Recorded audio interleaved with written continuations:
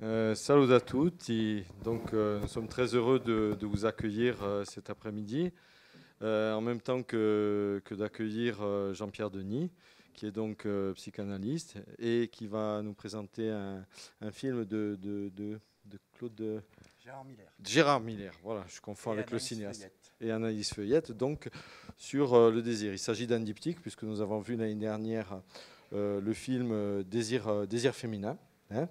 Et donc, on a le même format, documentaire, pour Désir masculin. Voilà. Alors, c'est sans doute quelque chose d'assez inhabituel d'entendre les gens, les individus parler comme ça de leur sexualité. C'est une approche tout à fait inédite, mais en même temps très intéressante. Alors, je représente ici le professeur Thiers qui s'excuse de ne pas avoir pu assister et animer cet après-midi en compagnie de Jean-Pierre Denis. Vous pouvez venir vous asseoir, hein, mais je vais dès à présent lui passer la parole. Merci. Ça, vous m'entendez là? Non? Oui. Donc, merci Monsieur Otaille de nous recevoir à Corté. Il faut venir à Corté pour trouver comme ça des salles pleines toujours, à chaque fois. On retrouve autant de monde. Donc, c'est vraiment un grand plaisir de venir. Surtout que le document cette année, enfin celui qu'on a commencé à vous amener l'année dernière et qu'on finit aujourd'hui, est assez intéressant. C'est un document qui a été fait par Gérard Miller et son ami, sa compagne, Anaïs Feuillette. Voilà, je crois que là, ça passe mieux, hein. Autour de la question du désir et de savoir comment on pouvait aujourd'hui, à l'heure d'aujourd'hui, définir ce qu'il en est du désir amoureux et des relations entre hommes et femmes. Donc, ils ont pris le soin d'écouter, d'aller poser des questions très directes à des gens vivants, des gens jeunes, des gens en place, quelquefois des stars, sur au fond comment ça s'est joué pour eux dans leur vie, la question de la rencontre avec l'autre. Et la première séance, c'était donc des dames qui amenaient leur point de vue. Aujourd'hui, ce sont des messieurs. Donc vous allez voir, il y a 7 personnages qui répondent le plus franchement possible sur ce que représente pour eux la question du désir. Est-ce que c'est une question? Est-ce que c'est une question qu'ils ont résolue? Comment ils s'en sont sortis? Et peut-être ce que ça leur a coûté aussi comme, on pourrait dire, comme angoisse, comme question, comme doute. Voilà, donc pas de cours, pas de théorie, pas de concept. On est direct dans le langage de tous les jours avec des gens qui témoignent vraiment de ce qui se passe aujourd'hui à l'heure de tous ces changements. Voilà, donc 50 minutes d'écoute et ensuite on prendra un petit moment peut-être pour voir avec vous, ça serait comme une sorte de jeu que je vous proposerai de savoir qu'est-ce que les jeunes filles, les jeunes femmes qui sont ici apprécient, par quel type de discours elles ont été touchées, et peut-être du côté des garçons aussi, quels sont les personnages qui les ont les plus touchés. Bon, ça fera un petit débat. Voilà. Bon, alors c'est un document réalisé par Anaïs Feuillette et Gérard Miller.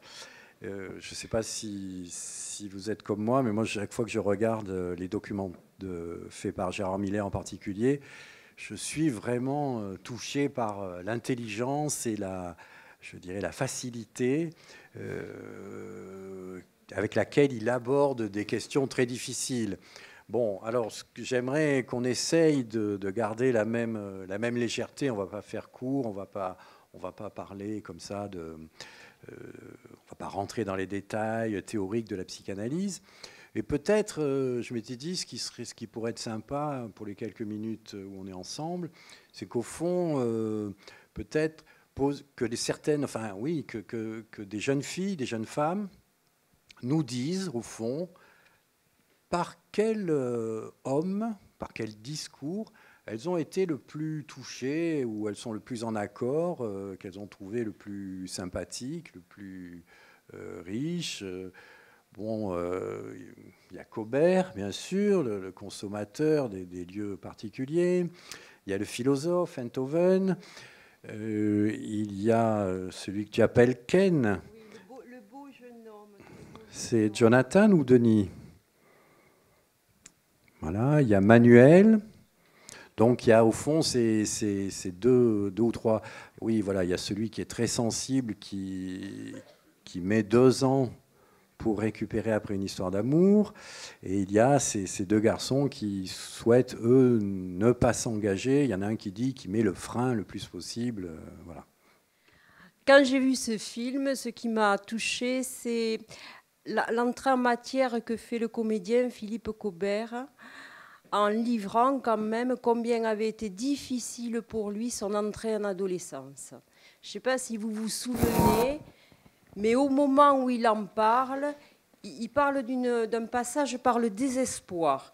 Ne pas savoir comment faire avec cette sexualité qui lui arrive dessus, et un discours qui, à l'époque, mais peut-être encore y a-t-il ce discours-là, d'une sexualité que les parents interdisaient. Et ce qu'il dit dans ce film avec beaucoup de sincérité quand même, c'est que ça l'a plongé dans la dépression, qu'il en a eu des idées suicidaires. C'est quand même une entrée en matière un peu dramatique.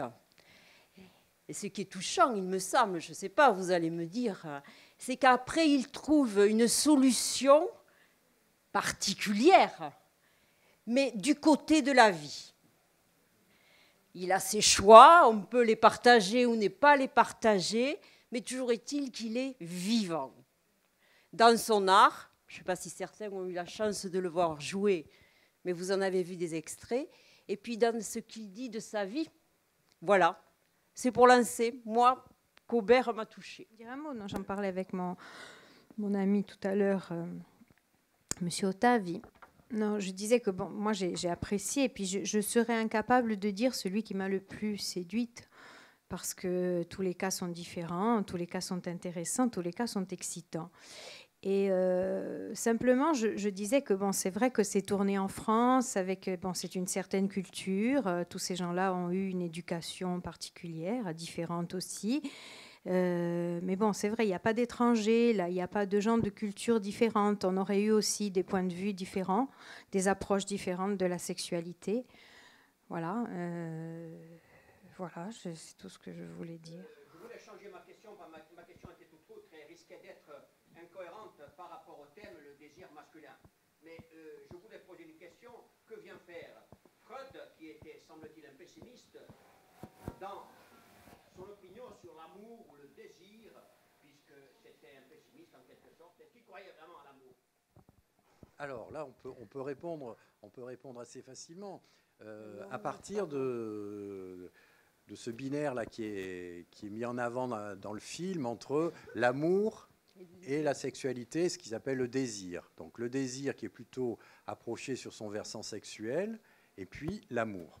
Bon, Freud, quand il a démarré son travail, quand il a inauguré sa découverte de la psychanalyse, vivait à une époque où la sexualité était réprimée, était interdite, était codifiée dans des rails très précis, du mariage, etc., de la famille, de la reproduction. L'homosexualité était reconnue encore comme une maladie, comme une perversion. Bon. Et les patients qu'a commencé par recevoir Freud étaient des gens qui souffraient d'une impossibilité d'exercer leur libido. Donc la psychanalyse, au fond, a participé à la transformation des mœurs. Ça, c'est 1895, 1900, 1910, 1915, etc. Aujourd'hui, on est passé à une époque inverse. C'est-à-dire qu'il n'y a plus de répression sexuelle. C'est fini. La discipline, le discours du XIXe siècle est tombé en désuétude et c'est très très difficile de savoir qu'est-ce qu'il faut interdire aujourd'hui. Au fond, on voit, par exemple, avec la question du mariage pour tous, qu'effectivement, on est plutôt devant un problème de code. Je crois qu'il y en a un qui dit ça. C'est plus facile quand on est entre mecs, entre garçons, parce qu'on a les codes, alors que dans les relations hétéros, il faut toujours chercher les codes. Donc c'est un peu la question qui se pose pour vous, qui va se poser pour les enfants de demain, c'est-à-dire comment on peut construire une relation amoureuse qui soit, je dirais, du registre de la courtoisie, qui ne soit pas simplement une satisfaction sexuelle. Donc il y a une dialectique là entre amour et désir. Alors Freud et Lacan ne sont pas si pessimistes que ça. Simplement, ils ont repéré que dans la dimension de la jouissance sexuelle, ça ne marche jamais tout à fait bien. Et ça n'est pas parce que les pères de famille interdisent la sexualité, ça n'est pas parce que la religion interdit, ça n'est pas parce que le parti politique interdit les relations sexuelles, c'est parce que nous sommes obligés de passer par le langage pour avoir des relations, des rencontres sexuelles de type corporel. Et qu'entre le corps et le langage, il y a quelque chose, il y a une perte de toute façon. Bon. Et qu'au fond, l'amour, eh bien, c'est une consolation. Donc là, nous sommes très optimistes, nous sommes plutôt du côté de parier sur les vertus inventives de l'amour. Voilà. C'est quand même avec une certaine dose d'amour que les relations hétéro ou homo seront les plus intéressantes, les plus enrichissantes, etc. Donc vous voyez que le pessimisme est tempéré. Pour en revenir au film et à Freud, on peut lui faire hommage à Freud, effectivement, de nous avoir parlé de cette difficulté qu'on voit dans le film avec ce jeune qui se dit sentimental. Il parle du courant tendre, de toute son enfance, de cet amoureux transi qu'il a été. Et puis c'est impossible que ça se fasse de façon harmonieuse quand il rencontre le courant sensuel de la relation. Combien c'est compliqué, combien c'est difficile, mais c'est possible. À chacun d'inventer, comme vous faites certainement. Alors sur la question des cultures, parce que c'est bon, il faudrait effectivement proposer à Gérard Miller et Anaïs Feuillette de poursuivre effectivement leur travail autour, enfin en allant rencontrer d'autres catégories, d'autres populations. Oui, en France, hein. Oui.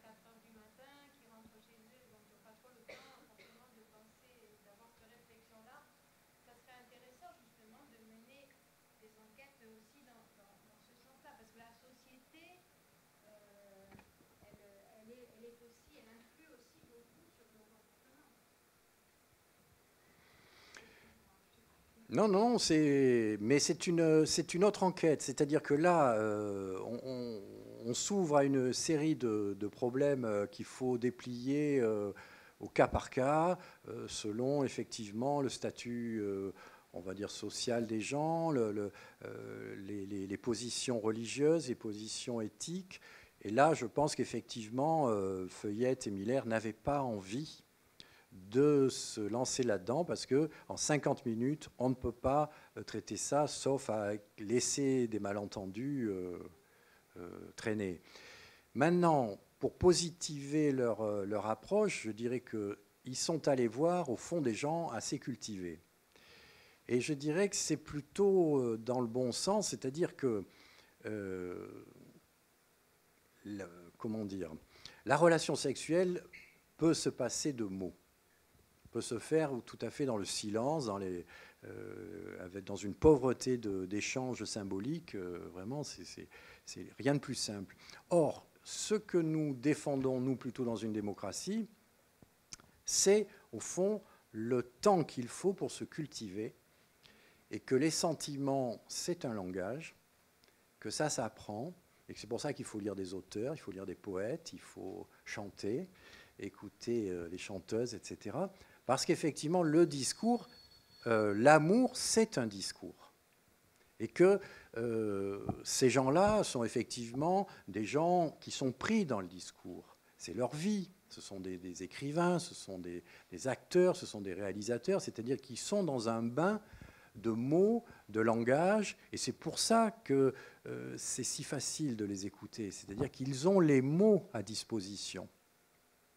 Alors effectivement, à nous de faire en sorte que dans toutes les populations françaises, les mots puissent passer dès le plus jeune âge pour que les adolescents puissent puissent commencer à rentrer dans le discours amoureux avec un certain équipement sentimental et de discours.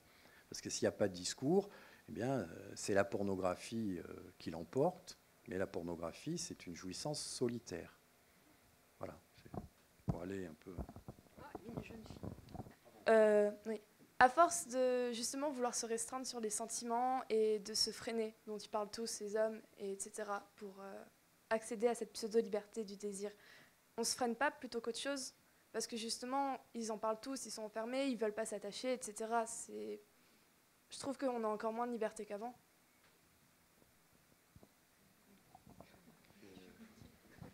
Moins de liberté. On n'est pas nous-mêmes, du coup, vu qu'on veut freiner ces sentiments-là. Et c'est plus dur de freiner un sentiment qu'un désir, quand même.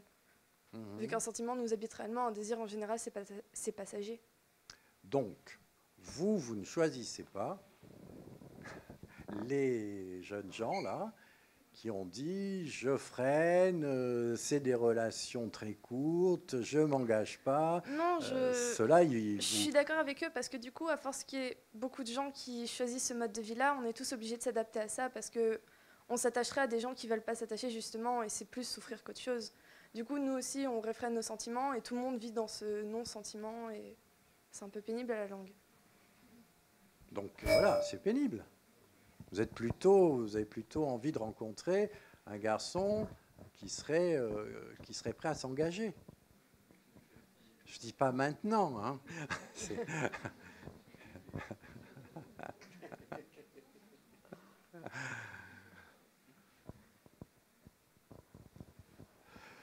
Moi, je partage votre point de vue, c'est-à-dire qu'effectivement, la société contemporaine, avec une certaine liberté qui est offerte à tous les modes de jouissance, on va dire, ça nous met plutôt dans une logique, ce que nous on appelle la logique du célibataire. C'est-à-dire, je suis bien chez moi, je sors pour avoir des petits échanges et je reviens vite chez moi. Bon, voilà. Oui, donc moi, celui qui m'a le moins attiré, on dira, c'est celui qui est le plus sentimental. Et celui qui m'a le plus touché, on dira, c'est le dessinateur du chat qui parle d'un amour éternel, celui qui dessine le chat, qui fait un peu rêver, qui fait un peu penser au prince charmant, que toutes les filles rêvent de rencontrer. Mais d'un autre côté, c'est vrai qu'on est dans une société un petit peu de consommation, donc on a l'habitude de changer de téléphone, de voiture, enfin, un peu de tout. Et on s'imagine peut-être pas rester toute sa vie avec le même homme, avec le même travail, avec voilà. Donc finalement, on se pose un peu la question de se dire bon ben comment concilier amour et désir sur le long terme en fait. C'est un peu comment désirer toujours la même personne et en même temps être toujours amoureux de la même personne alors qu'on est dans une société de consommation et voilà.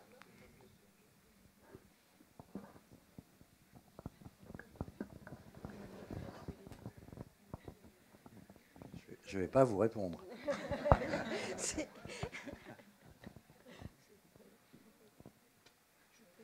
Ah oui. Ça marche bien. Ah oui. Oui, moi je voulais juste rejoindre mon ami dans le sens où je ne sais plus, excusez-moi le nom du monsieur qui est amoureux des prostituées. Cobert. Ah voilà. Simplement pour dire qu'avant, il y avait énormément de tabous sur la sexualité. Donc ça a pu causer énormément de problèmes, tout ça. Après, on en vient, c'est pas du tout un reproche, hein, mais une personne qui est amoureuse du moindre geste, du moindre... est-ce qu'on peut parler réellement d'amour? Et aujourd'hui, on est dans une société où il n'y a carrément plus de tabou du tout. C'est-à-dire que tout est permis, vous avez des textos, tout est basé sur la sexualité, vous avez 10 pubs le soir, vous en avez tellement marre, vous attendez votre feuilleton, il y a 10 pubs qui passent. Je trouve que ça, c'est complètement aberrant. Et au-delà de ça, je pense que c'est ça qui fait qu'on en oublie les valeurs essentielles que peut être l'amour, et qu'on est basé principalement sur le désir, et que certains hommes, pour ne pas en faire une généralité, il y a tellement de tentations aujourd'hui que finalement ils ne savent même plus où aller, qu'est-ce que c'est qui est bon, est-ce qu'il faut aimer, est-ce qu'il faut être basé que sur la sexualité. Si on parle aujourd'hui d'amour, on va nous dire tu es bien naïf, la fidélité ça n'existe pas. C'est complètement aujourd'hui dépassé. On parle de fidélité, on est vieux jeu. Voilà, donc c'est des valeurs qui sont un peu oubliées. Je pense que c'est principalement dû à cette société de consommation basée sur la sexualité de toutes sortes, quoi, je veux dire. Voilà, tout simplement, je pense que c'est la société qui fait qu'aujourd'hui, on confond amour et désir complètement. On est basé que sur le désir et on en oublie tout le reste, quoi, principalement. Bon, moi, j'irais assez dans votre sens parce que, comment dire ça, les civilisations évoluent et donc le rapport à l'amour, au désir et aux valeurs peut en être bouleversé. Peut-être qu'on peut dire qu'actuellement, au XXIe siècle, commence une nouvelle civilisation, quelque chose qui va transformer radicalement tout ce qui a existé jusque-là. Que le discours de la science et le discours de la modernité, de l'hypermodernité, est en train de rendre les choses d'hier complètement obsolètes et qu'il va falloir tout réinventer. C'est-à-dire qu'effectivement, il y a des valeurs sont en déséquilibre. Il n'y a plus de repères et effectivement, les résultats ne sont pas très heureux pour l'instant. Au contraire, même, on pourrait dire qu'il y a une inquiétude qui ressort de partout, et pas seulement dans le champ de la sexualité. Dans tous les champs de la société, il y a quelque chose qui remonte, qui fait dire que ça devient très sombre, très glauque, très inquiétant, et qu'on ne sait pas du tout où on va. Au fond, on cherche, pour l'instant, on cherche les repères éthiques et moraux du prochain XXIe siècle. Donc voilà, votre remarque est tout à fait d'actualité. Oui, pour en revenir à la libération, c'est vrai que peut-être il y a des côtés négatifs, mais je pense qu'il ne faut pas oublier qu'il y a un siècle, nos grands-parents, et enfin moi-même mes parents, je pense qu'il y a beaucoup de gens qui, sous une culture un peu judéo-chrétienne, n'étaient pas du tout émancipés, des femmes et des hommes, qui vivaient le couple comme un calvaire pendant des années, qui le subissaient, et que je pense que l'émancipation qui s'est faite au XXe et au XXIe siècle aussi, passe par effectivement aussi une émancipation sexuelle, et que maintenant les jeunes qui assument, qui ne subissent pas, enfin ça pourrait être mes enfants, comme peut-être nous déjà on l'a subi, nos parents et nos grands-parents encore plus. Enfin moi je m'en félicite parce que je pense que mes enfants qui ont leur âge, peut-être qu'il y a une liberté sexuelle, peut-être qu'il y a des limites à définir, mais je pense qu'ils le feront par eux-mêmes et que quelque part, plus tard, il faut leur faire confiance et je pense que ça peut solidifier et que effectivement le couple, est-ce qu'on n'est pas amoureux d'un couple comme l'ont vécu nos grands-parents qui duraient 50 ans, mais est-ce que c'était vraiment de l'amour ? Est-ce que tous nos grands-parents, nos parents se sont aimés pendant 50 ans ? Il faudrait, si on pouvait leur poser la question, je ne suis pas sûre. Je veux dire, après, on a quelques images d'Épinal comme ça, qu'on se trimballe. Je pense que le propre d'un couple, c'est de durer, de s'aimer tant qu'il dure. Après, si on passe à autre chose, pourquoi devoir y mettre une durée, une limite ? Je pense que chacun vit son couple, sa sexualité comme il a envie. D'ailleurs, on l'a bien vu dans ce document. Ils ont l'air tous, entre guillemets, satisfaits, épanouis de leur sexualité, toutes différentes, et tant mieux. Mais je pense qu'on n'a pas à y mettre des stéréotypes. Chacun le vit comme il veut. Je veux dire, celui qui a envie d'aller chez les prostituées, y va. Celui qui, pour sa part, est amoureux de sa femme pendant 40 ans, c'est bien. Et puis, celui qui est amoureux, transi ou amoureux, totalement déçu tous les 2 ans, pourquoi pas, je veux dire. Après, pour les jeunes qui mettent le frein à main à 30 ans, il faudrait voir dans 10 ans, peut-être qu'ils seront mariés avec des gamins, on n'en sait rien, je veux dire. Je pense aussi que la sexualité et le désir de l'autre, c'est un moment T d'une vie. Et qui peut dire qu'à 20 ans, on va être comme à 30 ans, comme à 40 et comme à 50. La sexualité, elle évolue dans une vie. Donc eux, bon, ils ont 20 ans, c'est peut-être... et je pense qu'eux aussi peuvent déjà en juger par rapport à il y a quelques années avant. Et je pense que tout va évoluer. Voilà.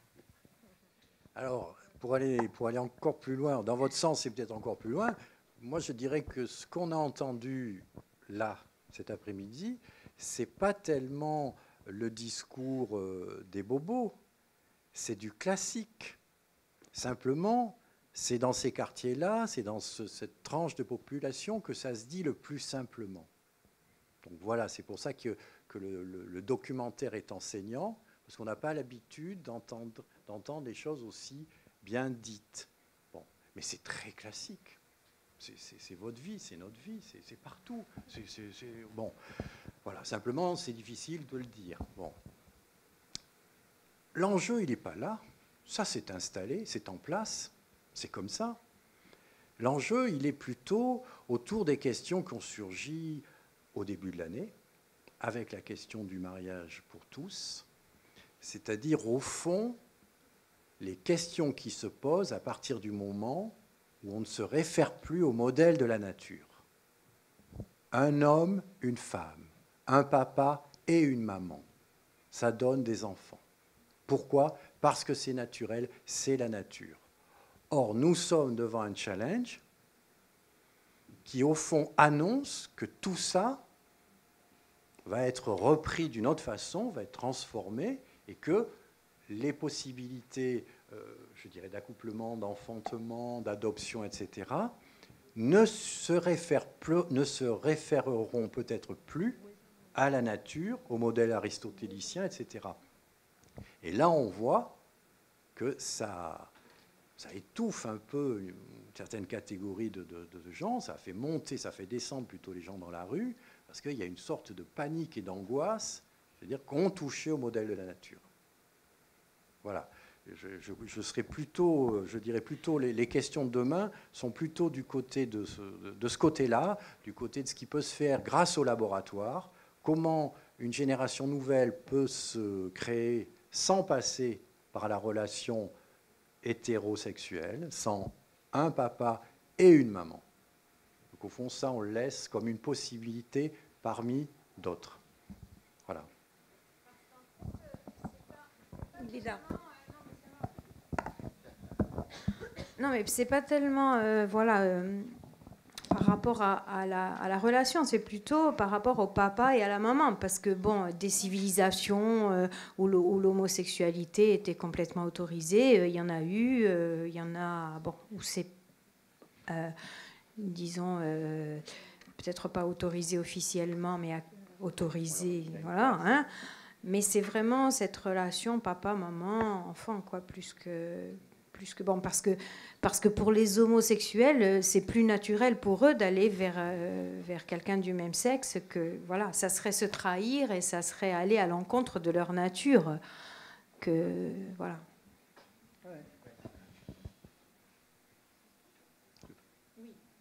Hein? Non, bon, juste un petit mot pour sourire et puis une ou deux réflexions.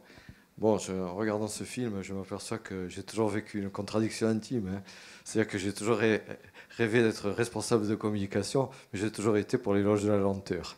Donc, mais au-delà de... Enfin, il y a quand même quelque chose qui, me semble-t-il, est intemporel. Quels que soient les problèmes anthropologiques, de déconnexion, par exemple, avec la nature, ou de déconnexion avec les cadres sociaux qui ont fait qui ont fait la société ou qui ont donné aux individus historiquement l'impression de la cohérence de la société et qui conduisaient à adopter certains comportements qu'on peut qualifier de stéréotypés ou certaines représentations. Il y a quand même une question qui, à mon sens, une idée, à mon sens, qui est éternelle. C'est que l'adolescence est un passage et que le problème du passage au désir et à l'amour est posé à tout individu, quel qu'il soit. Que, que son attirance soit pour un individu du même sexe ou du sexe opposé. Voilà. Et que l'adolescence est et restera ce lieu de l'indécis, de l'interrogation, justement de ce que disait Cobert aussi, l'amour et la mort, parce que l'amour, c'est les forces de vie, c'est ce qui s'oppose à Thanatos. Donc c'est le moment du basculement. C'est le moment où on va, où on est confronté au fait de s'assumer en tant qu'individu. Parce que c'est peut-être la grande expérience, l'expérience essentielle de l'individu dans son adolescence, de passer à autre chose. De passer à autre chose et de passer une porte. Alors je crois que qu'on soit dans le cas de l'homosexualité ou qu'on soit dans le cas de l'hétérosexualité, il y a un avant et un après. On s'embarque et on part. On ne sait pas forcément où on va arriver. C'est pour ça que je ne suis pas tout à fait d'accord avec Besson. Je comprends ce qu'il veut dire lorsqu'il sait où il est d'un point de vue identitaire par rapport à un partenaire éventuel, qu'il connaît les codes de l'autre. Mais lui aussi, il a connu ce moment de passage. Lui aussi, il a connu ce moment d'hésitation. Lui aussi, il a connu ce moment de vide. Et ça, c'est universel. Je pense que c'est interclasse, c'est interculture, voilà.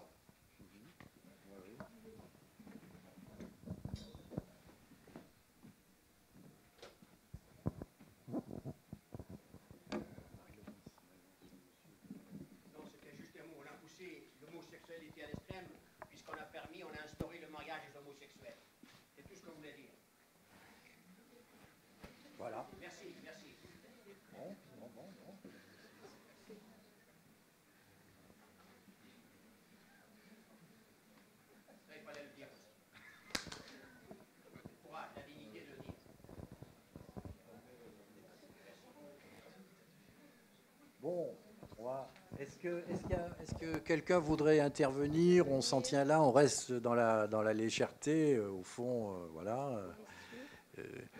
Bon, on verra bien. Est-ce que ce genre de documents peuvent rendre les choses plus faciles? Parce qu'au fond, vous dites, on pourrait dire ça, à l'adolescence, c'est le temps pour comprendre. Il faut un certain temps pour que les choses se mettent en place, pour que, voilà, il faut un certain maniement de la pulsion, de l'angoisse aussi, et de l'incompréhension. Bon, voilà, ce documentaire nous montre qu'on peut aborder ces questions de façon très apaisée. C'était vraiment... Mais oui, je vous attendais. Mais j'attendais que vous finissiez aussi. Hein. Alors, bon, vous avez terminé? Oui. Bon. Alors, je vois ce document et je me dis, qu'est-ce que c'est alors? Est-ce que c'est l'amour, vraiment? Parce que alors il y aurait d'abord un désir sexuel, donc ce serait que du sexe, de l'animalerie, et après, l'amour. Alors, enfin, je perçois comme ça. Je suis plus d'accord avec celui qui fait le chat et celui qui est amoureux transi que le fait de coucher avec des putes et enfin des prostituées, des paparettes véticiennes. Enfin voilà. Que le fait de trouver l'amour. Enfin, quand on voit par exemple que après il y aurait Saint-Augustin qui dirait que les mesures de l'amour, c'est le fait de ne pas en avoir, plein de trucs comme ça, c'est beau, mais alors où elle est? Parce que là, on parle que de sexe. Hein. Où elle est? Oui. Où est-il l'amour? Alors, on appelle Monsieur Balavoine et non. Qu'est-ce qui pourrait sauver l'amour? Un regard. Un regard. Voilà. Oui, un coup de foudre. Un regard. Qu'est-ce que c'est l'amour? C'est vraiment quelque chose qui vous tombe dessus. C'est ce qu'on peut souhaiter le mieux. C'est-à-dire effectivement de croiser quelqu'un et on ne sait pas pourquoi. Il y a quelque chose comme un coup de foudre, comme un sentiment amoureux. Oui. Bon, donc ça, on voit bien que ça apparaît de façon très pure. Ça ne ment pas. C'est net. Et en même temps, ça n'est pas, pour l'instant, articulé à la pulsion sexuelle. Ce n'est pas tout à fait la même chose. Donc le travail, effectivement, c'est de savoir comment l'être humain arrive à nouer ces deux tendances qui, quelquefois, ne vont pas dans la même direction. C'est un petit peu ce qu'a repéré la psychanalyse. C'est-à-dire que les pulsions sont partielles, c'est-à-dire qu'elles travaillent pour leur propre compte, pour leur propre satisfaction, et qu'au bout du compte, vous pouvez vous en trouver très marri. Voilà. Donc, pour arriver à ce nouage entre l'amour, désir, pulsion, eh bien, ça peut prendre un certain temps. C'est un coup de chance. Des fois, ça ne marche pas. Des fois, ça coûte très cher. Ouais. Hein? C'est sûr. Et vous pensez quoi alors des cœurs d'artichaut? Parce que voilà quoi. On voit un regard, on voit une personne, et on dit waouh. Et on est attiré, on a envie de la voir, et puis rien en retour. Ça c'est Florent Pagny. Hein. Ça vous aimé. Bon. Donc, on passe bien par la langue de l'autre. Oui. Florent Pagny, formidable. Effectivement, c'est ça l'amour. C'est passer par la langue et souvent, tout le temps, on passe par la langue de l'autre. La question du sentiment, on pourrait dire que si vous n'avez pas du tout de sentiment, c'est absolument terrible pour vos partenaires, pour vos amis. Vous êtes bon. Comme le Don Juan, là-bas, qui était... Mais si vous en avez trop, vous êtes une croix pour les autres aussi. Donc, oui. Il faut croire. Il faut croire. Alors, qu'est-ce qu'aiment les autres personnes alors? Est-ce que le fait d'être un petit peu attentionné, ça les reculerait? Le fait d'être un peu attentionné et de montrer que, voilà quoi, on est une croix, ou alors on s'en fout et puis elle se casse. Voilà. Enfin. Moi, j'aime bien l'expression attentionné. Ouais, ouais, le fait, attentionné, c'est un joli mot. Attentionné, faire attention à soi, à l'autre, être attentionné, c'est dire oui, ça me va. Bon, je vous propose de finir l'après-midi sur le mot de votre camarade, attentionné. Soyons attentionnés.